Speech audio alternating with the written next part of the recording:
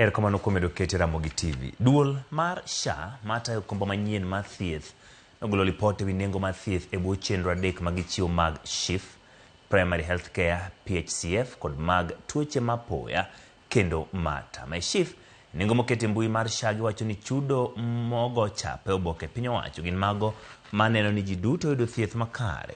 Giwacho ni sama chudo mag kuonde thieth okalo kwan ma oketi, biro dwar jatuo med gimoro matin kowuok e ohuke.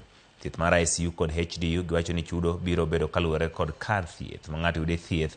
Kar thieth ma level 4 gibiro chulo Sh3,360 e odiechieng', level 5 3,320, level 6 4,480 ka ot manigi ndalo 180 mag thieth e kuonde thieth gi. Ma bende omako kuonde thieth mag piny owacho mitayo kod kanise kod mag ji giwegi.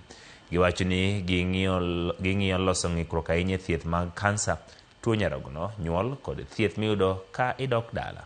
E konyo loso weche gi kokalo migawo mar thieth, iloso komiti mar nono bech thieth kokalo e okumba manyien kendo biro chwalo duoko e bero chenro mag thieth.